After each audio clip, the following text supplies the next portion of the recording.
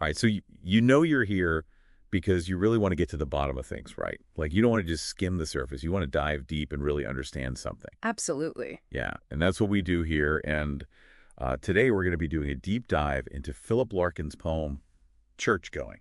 Ah, excellent choice. Yeah, and this poem was published back in 1954, but what's really fascinating is how much it still speaks to us today. Oh, absolutely. It really digs into these ideas of like tradition and faith and these, physical spaces that have held meaning for so long. Yeah, like these echoes of the past still resonating with us. Exactly. So to guide us through this deep dive, we've got some really amazing analysis that actually breaks down the poem stanza by stanza. Oh, that's fantastic. A great way to really get into the details. Yeah, so our mission here, it's to unpack Larkin's observations and kind of see what they tell us about, our connection to the past and the things we hold sacred. Maybe even the things we once held sacred. And how those things might be changing. Exactly. Yeah. Yeah, so kind of kick things off, let's look at the very first moment in the poem. All right, the entry point. Yeah, the speaker walks into this church and he makes sure that, there's nothing going on. Right, just an ordinary day. Yeah, just an empty church. And that door closes with this like really emphatic thud. And immediately he starts noticing all these details, right? The matting, seats and stone, these wilting flowers, some brass and stuff, a little organ. And then there's this tense, musty, unignorable silence. You can almost feel it. Yeah, he paints such a vivid picture. But then there's this curious little action, right? He says, hatless, I take off my cycle clips in awkward reverence. It's like he's not there for a service. He doesn't even have a hat on.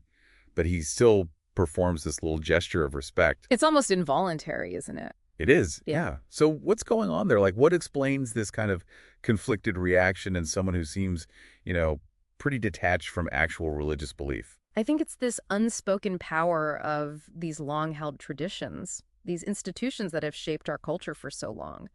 Even if we don't consciously subscribe to the beliefs anymore, there's something that lingers. Like a cultural muscle memory almost. Yeah, exactly. Think about how you might instinctively lower your voice when you enter a library or feel a certain way when you walk into a really historic building. Right, it's like a sense of awe.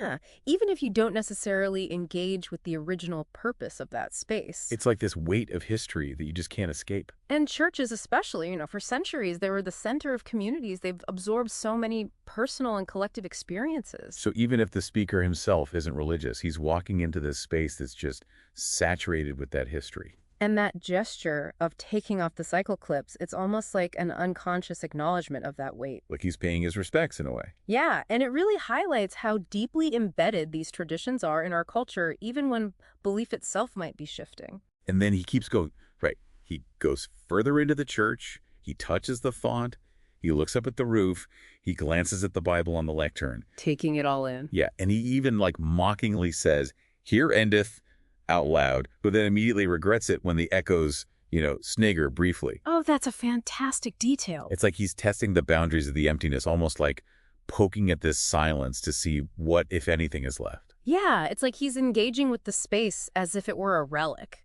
as someone observing a culture or an object with this detached kind of analytical curiosity. Like an anthropologist almost. Exactly. And that detail about the sniggering echoes, it's so brilliant because it adds this layer of self-consciousness. Like even in this deserted place, there's this sense of being observed. By the absence of something, maybe? Yes, exactly. Yeah. By the absence of the very thing the church was built for, a congregation active worship. And then he signs the visitor's book. He puts in this like seemingly insignificant Irish sixpence and concludes that, the place was not worth stopping for. Yeah, but then as we see in the next stanza, he does stop. He keeps coming back. Yeah, and quite often. Right. This is where it gets really interesting. It really does, because he finds himself drawn back to these empty churches over and over again. And each time he ends up feeling much at a loss like this, wondering what to look for. So there's this recurring sense of bewilderment. Yeah, so like, why keep going back if he feels like it's ultimately pointless?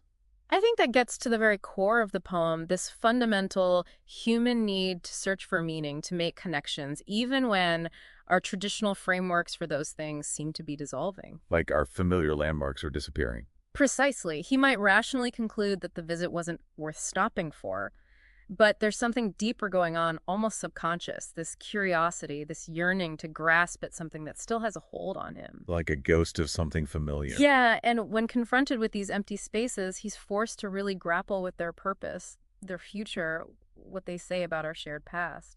And it makes him wonder what will even happen to these churches when they eventually fall completely out of use. Right, will they become museums? Yeah, like these cathedrals chronically on show, Ooh. with all their historical artifacts locked away and labeled. Or will they just be left to decay? Yeah, becoming rent-free to rain and sheep. That's such a striking image. It really is, this image of nature reclaiming these once sacred spaces. It's almost melancholic. It's like a recognition of these inevitable forces, time and societal change, and it's important to remember the historical context here. Oh, absolutely. This was post-war Britain, the 1950s, a time when church attendance was significantly declining. And Larkin was right there in the midst of it. Exactly. So his observations about the changing role of these spaces, it's all informed by that reality. It adds this whole other layer to the poem. And he even speculates that people might start avoiding churches, seeing them as like unlucky places. Almost like this shift from reverence to superstition. Right, as if rational belief diminishes and something more superstitious rushes in to fill that void. That's a really fascinating thought. Yeah, and it speaks to this enduring human need for meaning, for comfort. When traditional religion fades, those desires don't just vanish. They might just find new, less formal expressions. Like we're hardwired for something bigger than ourselves. Exactly. But then he goes even further, suggesting that even superstition-like belief must die, and what's left is just the raw elements: grass, weedy pavement, brambles, buttress, sky. That image is so powerful. It's nature ultimately indifferent to all our human constructs and systems of belief. Like we impose meaning on these things, but ultimately nature just carries on. And in the fifth stanza, he reflects on this fading purpose of the church, how it becomes a shape less recognizable each week, a purpose more obscure. He's really wrestling with it, isn't he? Yeah, he's trying to grasp at what's slipping away, and he wonders who that last person will be who visits for the original intention. Like who will be the last true believer? Right. Will it be a historian, a ruin bibber, someone who just loves Christmas, or even someone like him? Bored, uninformed, knowing the ghostly silt dispersed, yet tending to this cross of ground. That phrase, tending to this cross of ground, it's just so evocative. It really is. There's this sense of being drawn to a place even when the meaning is dissipated, but it still holds some kind of significance. Exactly. Even in his skepticism and boredom, there's this undeniable tending, this lingering connection to the physical space and what it represents. It's like the need for a connection to something beyond ourselves doesn't go away when religious belief declines. It just transforms. It might become less defined, less tangible, but it's still there. And that image of the cross of ground, it's a reminder of that foundational religious purpose that still underlies the place. Even if people aren't actively engaging with it in the same way. So thinking about your own relationship with institutions or traditions, does any of this resonate with you? Have you ever felt drawn to a place or a practice where the original meaning feels distant, yet you still find yourself returning? It's really something to ponder. It is, and then the poem circles back to the beginning. So I step inside and let the door thud shut. Another church. We get that familiar list of details again, right? The font, the musty air, the silence, the worn wood. That cyclical structure is so important. It really emphasizes that ongoing, almost compulsive nature of his visits. He keeps going back even though he can't fully articulate what he's looking for. Like he's hoping to stumble upon something. Yeah, some lingering essence of meaning or understanding in these spaces that are both familiar and increasingly alien to him. And then that final line hits you like a ton of bricks.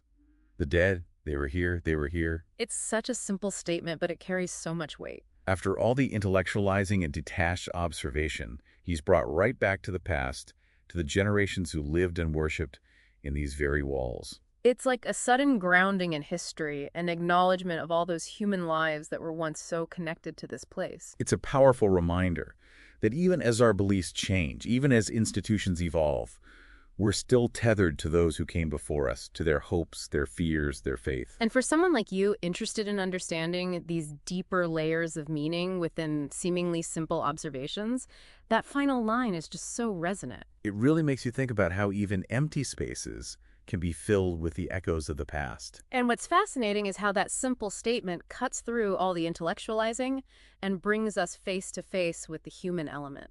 So as we reflect on Larkin's poem and these repeated visits to these increasingly empty churches, it really makes you wonder, you know, in a world where traditional institutions are maybe fading or at least evolving, what spaces or rituals, even secular ones, might future generations visit with that same sense of curiosity? And maybe even with a little touch of that awkward reverence for the meanings they once held. It's definitely something to think about. It's a question that lingers long after the poem ends. Absolutely. So that's our deep dive into church going by Philip Larkin. A timeless exploration of faith tradition and those enduring human questions that we all grapple with. If you enjoyed this deep dive, make sure to check out our other episodes where we explore all sorts of fascinating topics. And don't forget to subscribe so you don't miss out on future deep dives. Thanks for joining us, and until next time, keep exploring, keep questioning, keep diving deeper. Keep searching for those echoes of meaning in the world around you.